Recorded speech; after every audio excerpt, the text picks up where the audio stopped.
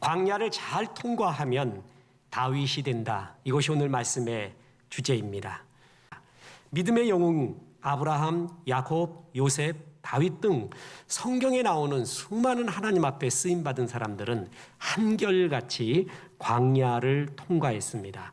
그래서 그 광야 속에서 자아가 죽는 법, 낮아지는 법, 그리고 겸손하는 법, 내려놓는 법을 배우고 더불어 하나님께 가까이 소통하는 법, 하나님만 바라보는 법, 하나님께 가까이 나가는 법을 배우는 결정적인 두 가지를 광야에서 배우게 됩니다.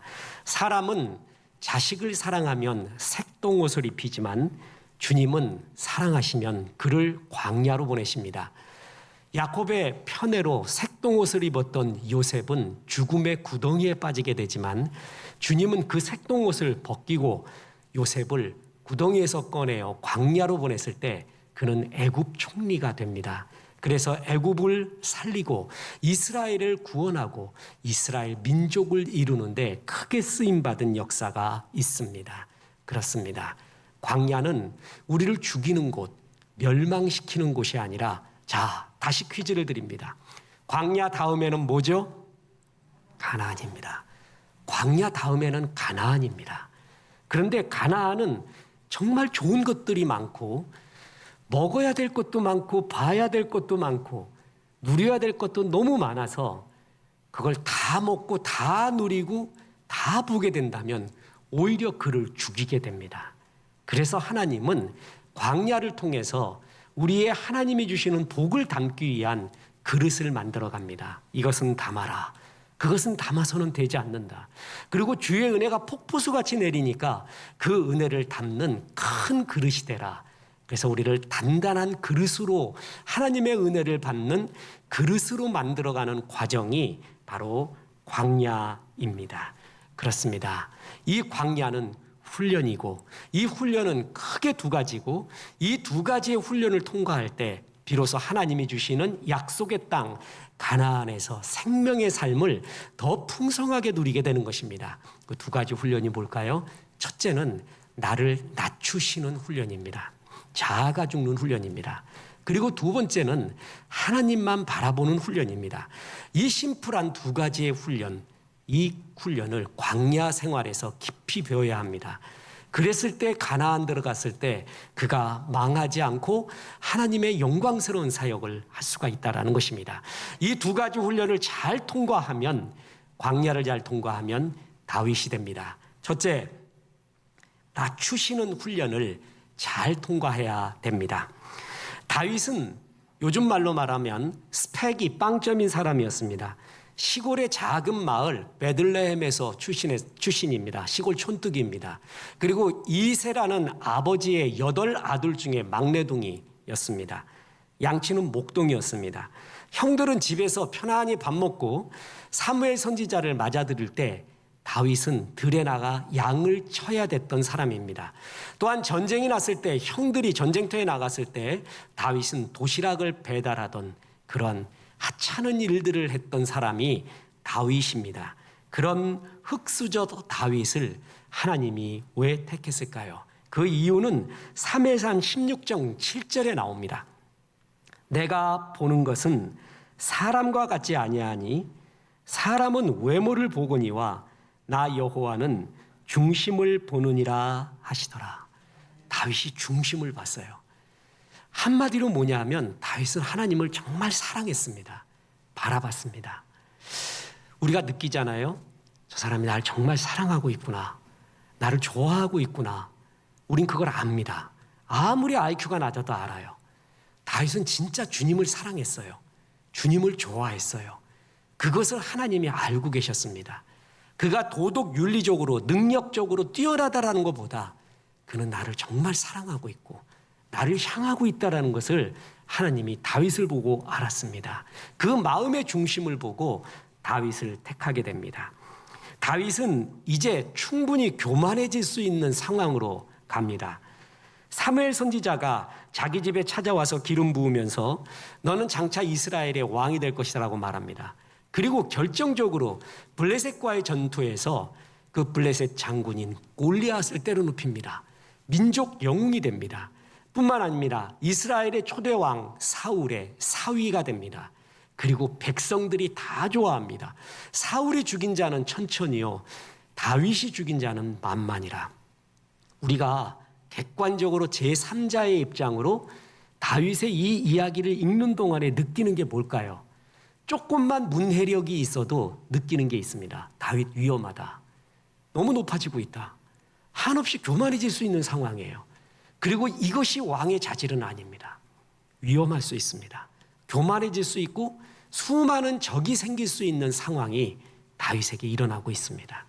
이때 하나님은 진짜 다윗을 하나님 마음에 합한 주님의 리더로 세우기 위하여 그를 학교에 입학시킵니다. 그 학교가 바로 광야 학교라는 것입니다. 광야로 그를 보내서 그를 낮추십니다.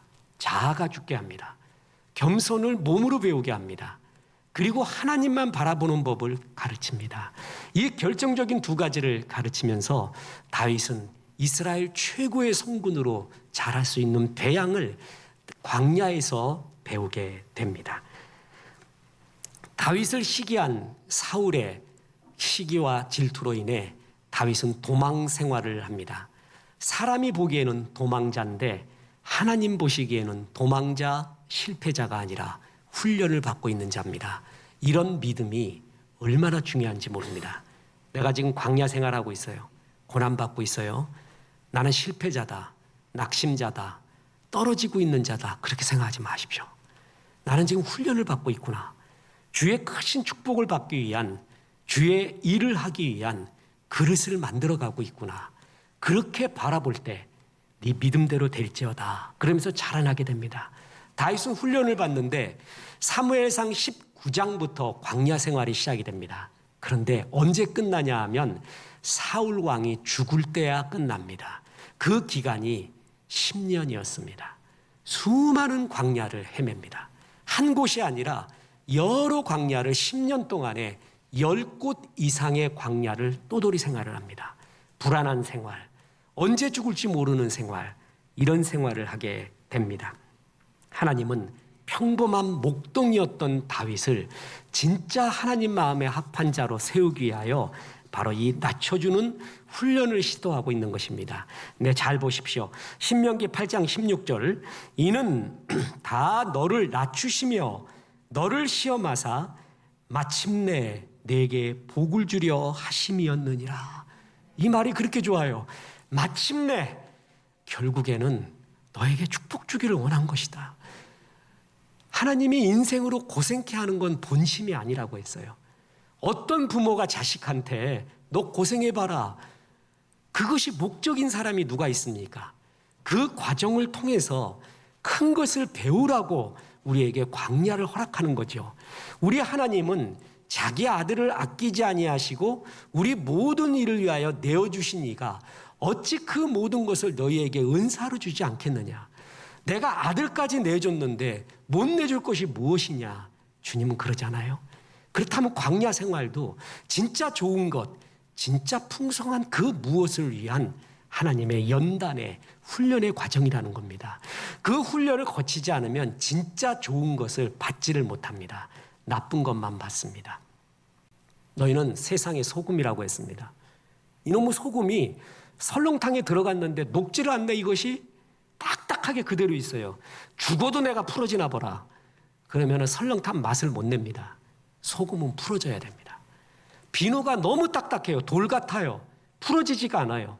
그러면 사람의 때를 벗길 수가 없습니다. 비누는 부드럽게 풀어져야 됩니다. 땅이 너무나 단단하잖아요. 그러면 하나님이 쟁기질을 합니다. 그래서 부드럽게 만들어요, 흙을. 그래야 씨앗을 심었을 때도 씨앗이 그 땅에서 열매를 맺을 수가 있는 씨앗으로, 열매로 자라게 됩니다. 단단했던 자, 광야를 통해서 부셔지는 것입니다. 녹아지는 것입니다. 그래서 하나님이 쓸 수 있는 겸손한 자, 순종의 자로 주님이 변화시킵니다. 그래야 가나안이 가나안 될 수 있습니다. 보십시오. 오늘 본문 사무엘상 21장 1절 2절에 보면, 그러므로 다윗이 그곳을 떠나 아둘람 굴로 도망하며 그의 형제와 아버지의 온 집이 듣고 그리로 내려가서 그에게 이르렀고 환난당한 모든 자와 빚진 모든 자와 마음이 원통한 자가 다 그에게로 모였고 그는 그들의 우두머리가 되었는데 그와 함께한 자가 400명가량 되었더라. 이 아둘람 굴로 모인 400명이요 나중에 다윗의 왕국을 구성하는데 결정적인 사람들이 됩니다. 그런데 어떤 사람인가 보세요. 환난당한 자, 빚진 자, 마음이 원통한 자, 하나같이 바닥을 기는 자예요. 이 사람들이 옵니다. 여러분, 우리도 그렇지 않습니까? 잘 나가는 것 같지만 우리 마음에는 왠지 환난당한 자 같다. 나는 빚진 자다. 원통한 자다. 그 마음이 항상 있지 않습니까? 낮고 낮은 마음이 우리에게 있잖아요. 이런 사람들이 다윗에게 모여듭니다. 이런 사람이 사울에게 가지 않습니다. 왜냐하면 사울은 내 마음을 이해해 주지 못합니다. 환난당하고 고통당하고 원통하고 빚지고 그래 물론 내 잘못 때문에 환난당할 수 있어요. 내 잘못 때문에 빚질 수 있어요. 내 잘못 때문에 원통할 수 있어요. 분명히 그럴 수 있어요. 그럼에도 불구하고 너 왜 그런 줄 알아? 네가 이런 잘못했잖아. 이런 잘못했고 이런 실수하고 이런 허물 때문에 네가 그런 거야 라고 말해주면 되게 괴롭습니다. 슬퍼요. 그런 말 듣기가 괴로워요. 그 말이 맞더라도 그 말 듣기가 얼마나 괴롭고 그 말을 해주는 사람 옆에서 그래 맞아 하고 눈물 뚝뚝 흘리며 돌아서겠습니까? 그러지 않아요. 아무 말 않고 와서 커피 먹자 얘야. 너 찐계란 있는데 반숙 좋아하냐 완숙 좋아하냐. 그러면서 그거 같이 나눠 먹고 옥수수 같이 나눠 먹고 이야기하고 참 힘들었겠구나. 빚 때문에 힘들었겠구나. 환난당해서 힘들었겠구나. 그렇게 이해해 주는 사람이 좋아요. 거기부터 시작하는 거예요. 그런데 그런 이해의 마음, 긍휼의 마음, 포용의 마음은 하나도 없고 지적만 해주는 사람 앞에는 얼마나 괴롭겠습니까? 근데 다윗에게 몰려든 사람 보세요. 환난당하고 빚지고 원통하고 다윗은 내 마음 이해해줘. 다윗 그럴 거예요. 아그들아, 동지들, 그대들 마음 아요. 나도 가도왕 앞에서 미친 척했어. 나도 거기서 미친 척하면서 살아나려고 발버둥 쳤어. 산다는 게 뭔지, 목숨이 뭔지, 살아나려고 하는 것이 무엇인지 난 그 마음을 압니다. 그때 그 마음이 풍겨지는 거예요. 그때 사람들이 몰려듭니다. 그의 곁에 있습니다. 바로 자아가 죽는 훈련, 낮아지고 겸손한 훈련. 사람이 이게 없잖아요. 다 잘 돼요. 그러면 그 사람 곁에는 사람들이 몰려들죠. 왜 몰려드냐면 이득 때문에 몰려들어요. 뭔가 한 자리, 뭔가 부스럭이라도 받기 위해 몰려들지 그의 인격을 진짜 존중하고 그의 마음을 정말 사랑해서 몰려들지는 않습니다. 그런데 긍휼이 있는 사람, 은혜가 있는 사람은 정말 모여듭니다. 그리고 이야기하려고 합니다. 하나님 나라는 이러한 자의 것입니다. 다윗에게 리더로서 제일 소중한 것이 무엇인가? 낮아진 마음, 자아가 죽은 것, 주님이 마음끝대로 쓸 수 있는 자, 그 자를 위해서 주님은 다윗을 낮게 하셨습니다. 광야에서 그것을 배우게 하십니다. 그뿐만이 아닙니다. 낮아진 데서 그치지 않고 두 번째로 결정적으로 하나님께 가까이 가는 훈련을 하게 합니다. 광야는 자아가 죽는 곳이라고 했죠. 교만이 죽는 곳이에요. 그래서 내 속에 자랑이 없어져요. 그 다음에 들리는 게 하나님의 음성, 하나님의 말씀입니다. 히브리어로 광야를 미드바르라고 합니다. 제가 이거 설명 많이 드렸습니다. 미드바르는 두 개의 합성어인데요. 미와 다바르의 합성어입니다. 다바르는 말씀이에요. 미는 from, 뭐뭐로부터라는 영어의 from이에요. 두 개 합치면 말씀으로부터라는 뜻이에요. 그것이 합성어가 미드바르가 광야가 되었습니다. 광야는 오직 주의 음성을 듣는 곳입니다. 여기는 세상 음성 많습니다. 내 자아의 음성 많아요. 그죠? 우리는 이 세상 소리가 10이라고 치면은 100이라고 치면 세상 소리를 한 50 듣고요. 내 자아의 소리를 한 30 듣고요.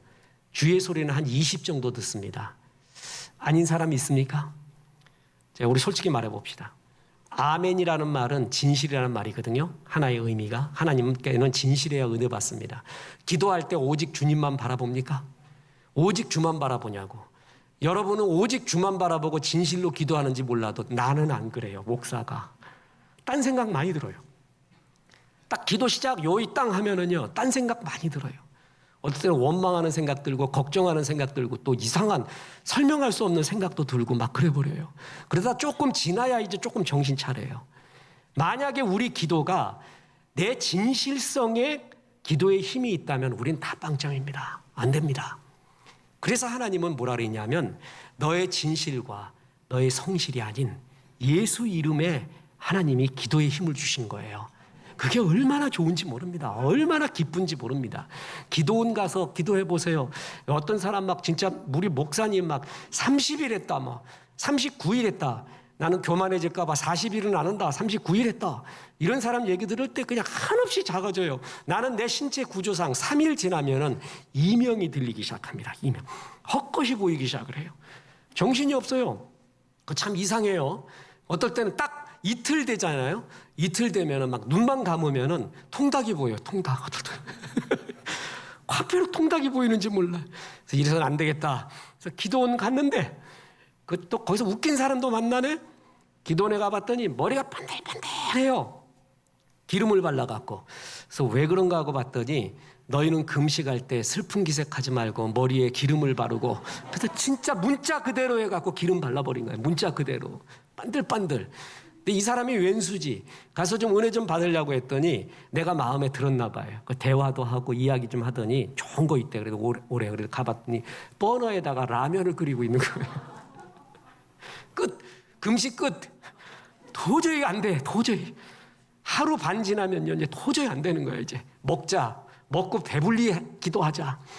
이런 경우 한둘이 아닙니다. 나한테 은혜를 두잖아요. 나의 기준으로 내가 한 것에 하나님의 축복을 기대를 걸면은요, 우리는 실패할 사람 되게 많습니다.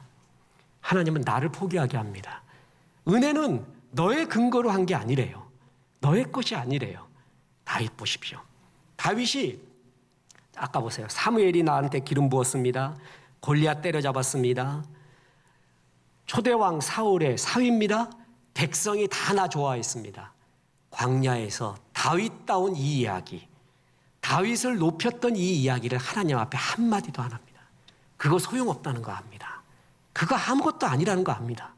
하나님 앞에 그 얘기해봤자 아무 소용도 없고 은혜도 안 된다는 거 압니다. 그거 다 내려놓습니다. 주님 날 도와주십시오. 주님 은혜 아니면 안 됩니다.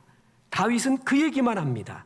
그렇습니다. 그때는 주의 음성만 들리는 거예요. 나의 업적, 내가 이루어놓은 거, 세상 사람들의 소리, 그런 걸 듣지 않고 하나님의 음성만 듣는 곳, 그것이 바로 광야입니다. 진짜 그렇습니다. 진짜 그때는 주님의 말씀 하나하나가 눈물이 뚝뚝 납니다. 정말 주의 말씀만 의지하는 그때가 가장 강할 때고, 그때가 하나님 앞에 가장 가까이 나가 있을 때입니다. 우크라이나 전쟁, 러시아와의 전쟁을 우리가 현 시대에 겪고 있습니다. 강대국 큰 전면전을 우리가 지금 체험하다니, 코로나19를 체험하다니. 어제 동성애 퀴어 축제한 거 아십니까? 처음에 안 된다고 난리 부르더니 이제는 양비론으로 나가요. 서로 인정하자. 그리고 차별금지법, 이런 모든 것들이 보편화되어 가려고 하는 이 시대에 살고 있습니다. 우리가 말해요. 이 시대에 그리스도인의 사명이 뭔가가 가슴 저리거든요. 우크라이나 전쟁이 일어났을 때 전쟁 반발한 지 이틀 후에 우크라이나의 부총재가 일론 머스크에게 트윗을 띄웁니다. 그 트윗의 내용이 이렇습니다.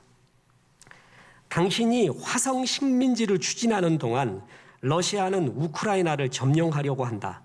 당신의 로켓이 우주로 발사되는 동안 러시아군의 로켓은 우크라이나 시민을 공격한다. 우크라이나에 스타링크를 제공해달라. 스타링크 위성을 운영하는 일론 머스크에게 구조를 요청한 것입니다. 그랬더니 일론 머스크가 그 다음 날 바로 트윗을 날립니다. 스타링크 서비스는 지금 우크라이나에서 작동하고 있다. 더 많은 서비스가 지원될 것이다. 이런 얘기를 합니다. 이게 무슨 얘기냐면요, 지구 멸망 시나리오가 3가지가 있거든요. 저는 그 1호가 해성 충돌인 줄 알았어요. 근데 그건 2위입니다. 1위가 뭐냐면 우주 쓰레기래요. 너무 예상 밖이었습니다. 세계 강대국이 우주에 수많은 쓰레기들, 나중에 쓰레기가 될 위성들을 다 쏘아 올렸습니다. 그 위성의 1세대가 뭐냐면 고궤도 위성이었습니다. 36,000km까지 올라가요. 그래서 그 고궤도에서 위성 신호를 쏘잖아요. 그러면 지상의 기지국에서 그것을 받아서 송출하는 이런 1세대 위성 시대가 저물어 가고 있습니다. 이제 일론 머스크를 중심으로 한 저궤도의 위성 시대가 도래하고 있고 도래해서 지금 작용하고 있습니다. 500km 정도, 아니 550km 정도만 올라갑니다. 거기에 위성도 200km 정도 되는 엘리오라고 하는 200km 남짓한 조그만 위성을 먼지처럼 쏘아옵니다. 수없이 많은 거예요. 그 위성간이 서로 연결이 됩니다. 그래서 우주 와이파이 인터넷이 됩니다. 고궤도 인공위성에서 쏘는 것은 싱크로가 안 맞는다고 합니다. 적어도 품질과 거리에 따라서 5초와 10초 정도의 차이가 난대요. 실시간이 아니죠. 저궤도 위성은 실시간이고 굉장히 고화질이에요. 그래서 지금 시대는 저궤도의 인공위성, 그것을 일론 머스크는 스타링크라고 해서 그것을 사용하고 있는 거예요. 우크라이나 부총리가 그것을 요청한 것입니다. 그 얘기가 뭐냐 하면은 전쟁이 나잖아요. 그러면 적국이 상대편 국가의 통신시설을 제일 먼저 파괴합니다. 기지국 다 파괴해요. 그래서 국가 간에 전쟁, 병원, 학교, 교육 모든 일상생활이 마비되게 만들어요. 그래서 통신시설 파괴하는 게 제1 목표입니다. 그런데 아무리 통신시설이 파괴돼도 이제 소용없어요. 스타링크가 있으면요, 위에서 쏘아줘요. 지상의 기지국이 다 폭파되더라도 위에서 쏘아주니까 국가 기능이 유지가 되는 겁니다. 정부가 통제 가능하고 군대가 통제가 되고 또한 일반 사람들, 우크라이나 사람들의 스마트폰 활용률이 거의 우리나라와 같지는 않지만 엄청나다고 합니다. 그래서 일상생활이 되는 거예요. 그래서 제일 먼저 구조 요청을 한 것이 스타링크 서비스를 우리에게 지속적으로 품질 향상된 것을 제공해 달라는 것입니다. 그래서 일론 머스크는 제공합니다. 그리고 5,000개의 수신 안테나를 바로 다음 날 보내게 됩니다. 그래서 서방 국가가 우크라이나에 제블린 대전차 미사일, 그리고 스팅거 대항공 미사일 이런 무기들을 제공하기 전에 제일 먼저 우크라이나에 제공한 게 스타링크, 바로 이 위성 서비스였습니다. 그것이 지금까지 우크라이나가 버티고 있는 3대 요인 중에 하나라는 것입니다. 전 그걸 볼 때 바로 이거구나 라는 걸 깨달았습니다. 어떤 상황에도 통신만 되잖아요. 그러면 됩니다. 어떤 상황에도 하나님과의 통신, 하나님과의 교제, 하나님과의 이야기가 되고 있으면은 그 어떤 상황도 버틴다는 것이죠. 그러지 못할 때 다 죽는 겁니다. 제일 괴로울 때가 하나님과 통신되지 않고 문제만 보일 때입니다. 그때 가장 죽게 되는 것입니다. 시편에서 보면은요, 다윗이 쓴 시가 많습니다. 그런데 다윗의 주옥 같은 시는 전부 광야 생활에서 쓰여지게 됩니다. 다윗은 광야 생활을 통하여서 철저하게 하나님과 대화하는 법을 압니다. 그래서 하나님 앞에 이 시를 드리면서 하나님과의 대화, 하나님과의 가까이 하는 교제가 그의 모든 고난과 광야를 이기는 힘이 되고 앞으로의 왕 생활, 가나안 생활에도 이것이 제일 소중하다는 것을 다윗은 깨닫고 실제로 그것을 체험하고 살게 됩니다. 광야에서 지었던 대표적인 시가 시편 57편입니다. 거기에 보면 다윗이 사울을 피해 굴에 있었던 때라는 표제가 있습니다. 거기에 이런 구절이 나옵니다. 6절부터 보면 그들이 내 걸음을 막으려고 그물을 준비하였으니 내 영혼이 억울하도다. 그들이 내 앞에 웅덩이를 팠으나 자기들이 그 중에 빠졌도다. 하나님이여, 내 마음이 확정되었고 내 마음이 확정되었사오니 내가 노래하고 내가 찬송하리이다. 내 영광아 깰지어다. 비파야 수금아 깰지어다. 내가 새벽을 깨우리로다. 여기에 내가 새벽을 깨우리로다 라는 구절에 보면 다윗이 잠을 못 잤나 봅니다. 늘 도망자의 생활, 그죠? 도망자의 불안함, 언제 죽을지 모르는 그 상황 속에 그는 잠을 제대로 이룬 적이 없나 봅니다. 그 굴에 들어가서도 마찬가지입니다. 그래서 새벽에 깨요. 그랬더니 내 인생이 왜 이럴까? 왜 저 친은 나를 이렇게 쫓아서 죽이려 하는가? 내가 뭔가 하고 사울과 문제와 아픔을 묵상하지 않고 이 새벽에 깼더라도 내가 하나님께 내 마음을 확정했대요. 이게 정말 중요한 거예요.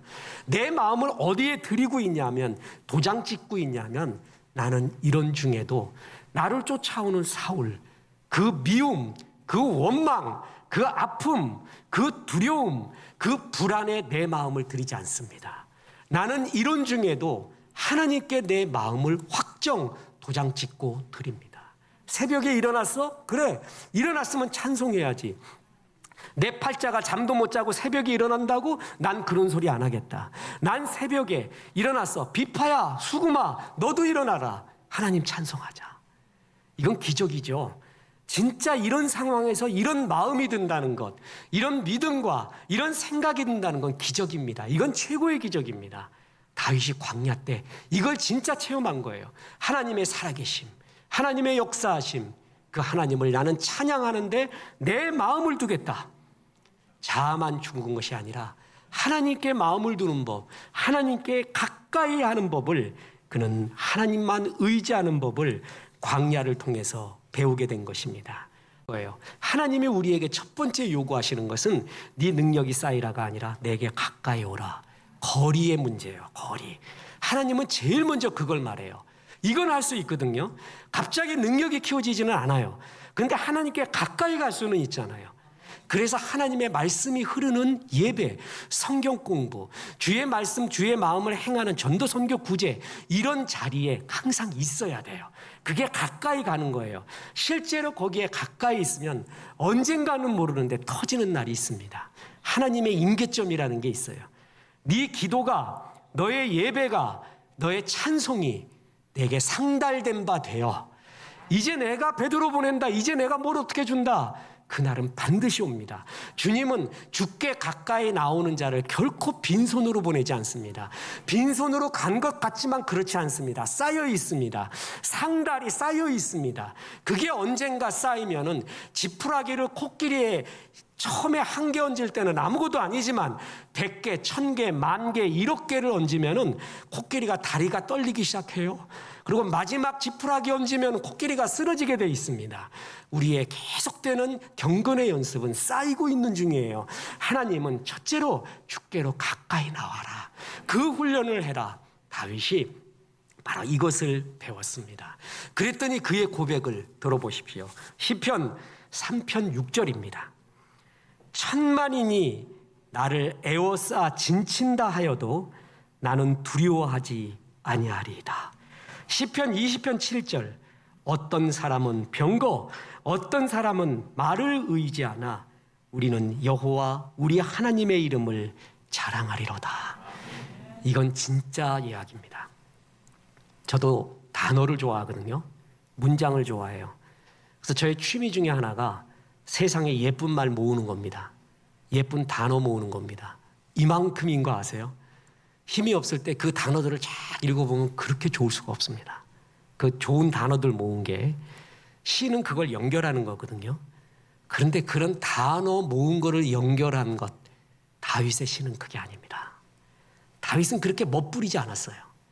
그는 진짜였습니다. 그의 말은 진짜였어요. 가두왕 앞에서 살려고 미친 척까지 하면서 팍팍 기면서 진짜 체험한 걸 얘기한 거예요. 우리가 가끔 그렇지 않습니까? 할머니, 할아버지가, 우리 어른들이 우리에게 말해요. 남의 눈에서 눈물 나게 하지 마라. 네 눈에 피눈물 난다. 남의 자식 욕하지 마라. 네 자식 어떻게 될런지 모른다. 그 한마디가 우리의 가슴을 치잖아요. 왜 그래요? 할머니가 단어 연결한 게 아니에요. 세상에 좋은 단어, 진짜 삶에서 나온 진국이에요. 시편이 그렇습니다. 시편은 멋있는 말을 모아놓은 게 아니에요. 진짜 다윗의 영혼에서 우러나오는 하나님의 체험을 말한 거예요. 천만인이 둘러싸봐라. 하나님 크다는 걸 나는 이제 알았다. 다른 사람들은 말과 병거를 의지하는구나. 그래, 그것이 세상에 힘 있는 거 알겠다. 그런데 하나님이 더 자랑거리다. 이거를 광야에서 다윗은 진짜 알게 됩니다. 자기가 죽었습니다. 자기 속에 있는 사울이 죽었습니다. 가난하고 어눌하고 억눌리고 환난당하고 원통하고 빚진 자고 그 어떤 부류도 다윗에게 가까이 나올 수가 있었습니다. 그리고 하나님만 의지하는 법을 배웁니다. 어떤 상황에도 내 마음을 뺏기지 않고 주님 바라보는 법을 다윗은 광야에서 배웠습니다. 광야는 결정적으로 이 두 가지입니다. 이걸 배우라고 우리에게 광야 생활을 허락한 겁니다. 이 광야를 잘 통과한 한 왕의 이름을 소개하고 마치려 합니다. 영국 최고의 전성기를 이룬 여왕 엘리자베스 1세. 1644년 스페인의 무적 함대를 무찌르고 대서양 항해권을 제해권을 장악합니다. 그때부터 해가 지지 않는 영국, 그 신화가 탄생이 돼서 지금도 영국은 여왕이잖아요. 여왕을 존중하잖아요. 이때부터입니다. 근데 엘리자베스 1세는 생후 3달 만에 어머니와 떨어져 살게 됩니다. 아버지였던 헨리 8세가 어머니 엠블린을 참수시키게 됩니다. 이런 가혹한 일이 어디 있습니까? 엘리자베스는 그런 생활 속에 살게 됩니다. 그 후에 블라드 메리, 영국 국왕사에서 정말 치욕적인 흑역사가 블라드 메리, 피의 메리입니다. 오죽했으면 피의 메리라고 했겠어요? 사람 너무 많이 죽였어요. 그리스도인도 얼마나 핍박했는지 모릅니다. 다 죽여버렸어요. 그래서 블라드 메리, 피의 메리라고 일컬어지는 악독한 언니 메리가 왕위에 오릅니다. 그 다음에 엘리자베스 1세를 런던 탑에 가두어 버립니다. 그런 말이 있습니다. 세속적인 말로 런던 탑에는 유령이 많다. 그렇게 해서 거기서 죽은 사람 되게 많아요. 왕족부터 귀족 다. 런던 탑에 가뒀다 죽음을 의미합니다. 엘리자베스는 거기서 죽음을 기다립니다. 아니, 자기 어머니 엠블린처럼 참수형을 당할 수도 있겠구나 생각을 합니다. 그때 기도합니다. 주님, 저를 도와주옵소서. 하나님 앞에 살기 원합니다. 오직 그때 바라볼 수 있는 게 뭐예요? 주님밖에 없었어요. 주께 기도합니다. 기적이 일어납니다. 갑자기 세상이 바뀝니다.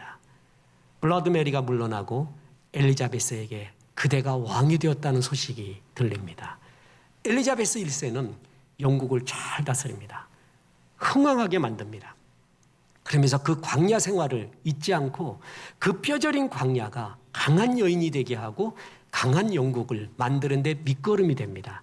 그래서 영국의 한 사학자는 엘리자베스 1세를 가리켜 이렇게 표현했습니다. 광야가 영국 최고의 왕을 만들었다. 그렇습니다. 위대한 믿음의 영성은 광야에서 나옵니다. 광야를 잘 통과하면 다윗이 됩니다. 광야 생활하고 있는 여러분, 작아 죽고 낮아지게 하는 하나님의 훈련 잘 받으십시오. 그래서 은혜의 사람이 되십시오. 그리고 하나님께 가까이 가는 훈련을 다윗처럼 하십시오. 그래서 다윗의 시편 이상으로 뜨거운 신앙의 고백이 광야 시절에 나오십시오. 그래서 마침내 가나안에 들어가서 흔들림 없는 주의 백성, 주의 왕으로, 왕처럼 하나님의 왕으로 잘 사십시오. 그래서 한 번밖에 없는 인생, 주의 은혜가 충만하기를 주 예수의 이름으로 축원합니다.